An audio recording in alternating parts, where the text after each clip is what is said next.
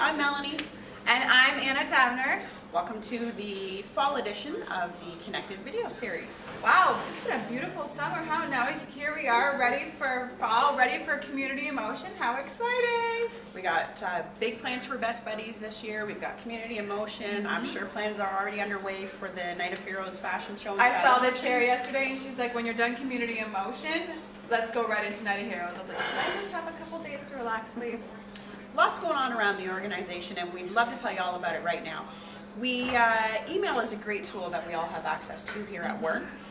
We share lots of information by email. There is some email etiquette that we need to be aware of when we're using our email to communicate with all 500 of our coworkers. We checked in with Rose Orr, who works in our IT department, and she gave us a few little tips about email etiquette. Let's go see Rose. I'm Rose. I work in the IT department here at Community Living London, and I'm here today to talk to you a little bit about email and good email etiquette. So let's start with what a good email should look like. So first of all, don't confuse an email with a text message. It can't be brief. The difference between the two is that you're restricted in text messages how many characters you can use. You're not restricted in an email like that. So make your information clear and thorough so that people aren't guessing what your email is trying to say. So let's start with the subject line. The subject line should actually tell you a little bit about what the subject of the email is, which doesn't mean the subject line is your entire email. You don't have to say everything that you're going to say in the email. Say you're sending an email to Anna about community in motion. Don't leave the subject line blank. You can put CIM pledge or CIM question or something to indicate that when she opens it, she knows what the information you're looking for is. Then when you do your email, be clear on what it is you're trying to say and professional, no LOLs or WTFs or things like that. These aren't things that belong in an email, particularly a professional email.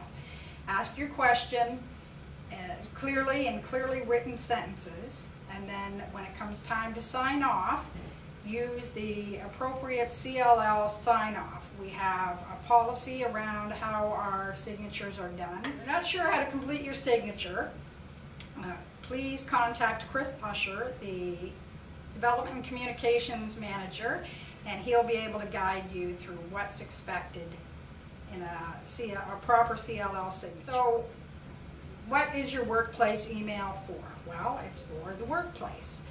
And therefore, any email you send should always be relevant to your workplace, as long as you're using your Community Living London email. So, I don't know, you want to sell your yacht. You may want to sell that, and maybe somebody here wants to buy that, but it's still not appropriate for you to send your posting for selling your yacht. A good example of what you would use a CLL email for is recently we had an employee who was doing a fundraiser for Ford for Community in Motion, and she's going to sell homemade cheesecakes, and you can order those homemade cheesecakes. The reason this is appropriate is because she is doing something for community living, and she's reaching out to the employees of Community Living so that they can participate if they wish to. Had she chosen a different charity, if she wasn't doing this to fundraise for us and was instead doing it to fundraise for the Heart and Stroke Foundation, it would not be appropriate for her to send that email to everyone and take orders and that kind of thing. That would go in our company newsletter. It would be okay for her to post an ad in our company newsletter because that's from employees to employees, if you're selling something or you have services, that kind of thing. But it is not CLL business email. When it comes time, when you're sending an email out and you're trying to decide who to send it to, you need to think your way through it. So does everyone need to know?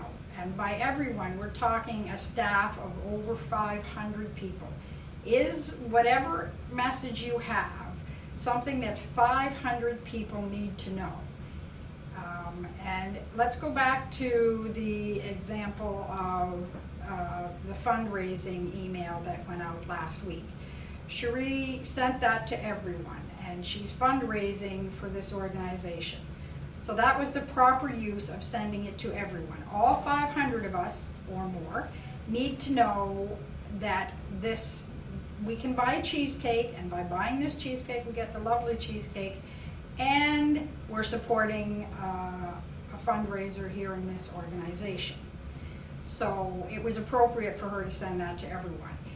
Now, I want to buy a cheesecake. All 500 of you don't need to know that I'm buying a cheesecake. The only person that needs to know that is Cherie. So when it comes to reply, it's going to be, I'm just going to reply to her. I'm not going to reply all. If I reply all, then everybody finds out that I'm buying this cheesecake, and maybe they think I need to diet, so I shouldn't buy a cheesecake. I don't know. Anyway, so when you're replying to an email that's been sent to everyone, you need to stop and think about, does everyone need to know what your reply is, or does the original poster need to know? So there really aren't a lot of emails that go out to everyone that need an everyone reply. Everyone may need to know, but everyone doesn't need to reply. Earlier this week, we met with Chris Howlett to talk about our supported employment services. So he told us, what is the difference between job developers, job coaches, what do they actually do in our community, and what do they do within Community Living London? So perhaps you know someone that you support that would be a great fit for employment services. Perhaps you know of an employer out in the community who would be great to make that connection with our employment services department. So here's Chris Howlett. He's going to tell you a little bit about the program, and perhaps you can help us form more connections in our community. Hi, I'm Chris Howlett from Community Living London's Employment Services. I am a job coach there, and what that means is that I help people learn their job and learn how to be able to keep their jobs. At Employment Services, we really focus on helping people become more included in the community. Most of us have jobs, so why shouldn't the people we support have jobs? We work with the people in community living that have a number of employment skills to offer, and as well as have a good level of independence so that they can get to the job on their own and work the job on their own eventually. That said, we want to get people nice and comfortable with the jobs that they obtain through us. Once someone gets a job, we have job coaches like myself who will go with them to meet the employer before they even decide if they want to accept the job. And then we go on that first day for all the training. We help with WMIS. We help overcome any barriers that might exist. For example, if someone we support has no literacy skills, but they're expected to complete a WMIS course, we'll go along and help walk them through WMIS and to understand what all the symbols on various containers mean. We also help the employer as well learn how to work with the people that we are supporting. We want them to understand the barriers that they face so that they know how to find the appropriate accommodations to help those people be successful in the jobs that we found for them.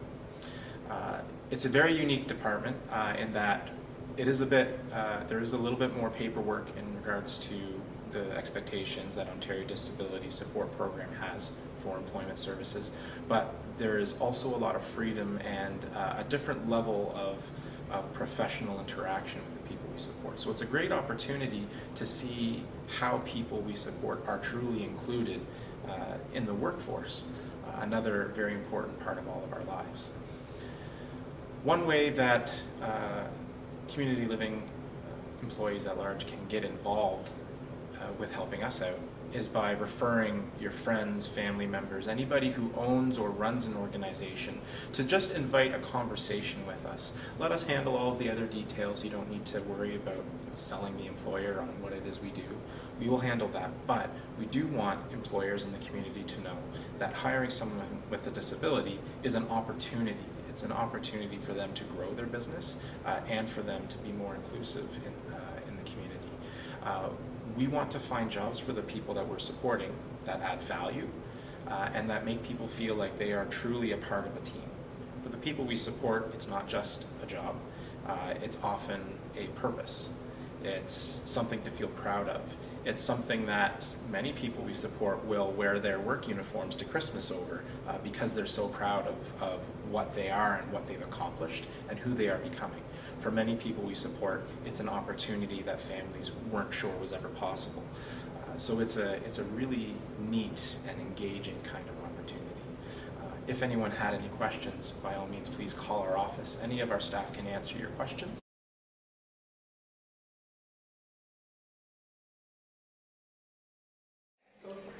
All right, everyone. So, Melanie, this is going to be my last Connected for a little while. Oh, Anna, I don't know what we're going to do without you. Well, I kind of had a burger, and now I have to get it out like on November 4th. Hey, Tyson, how's it going? So I'll miss you. I'll miss everybody, but I promise to find you someone great to co-host. But thanks everyone for watching all our Connected episodes up to this point. We've had fun making them, and I hope you've had fun watching them. So I'm Anna Tavner. And I'm Melanie Alexander. And don't forget, if you have any ideas, make sure to email Melanie, and she'll be happy to meet with you, and you could be on our next Connected. Have a great day, everyone. We'll see you soon. Bye.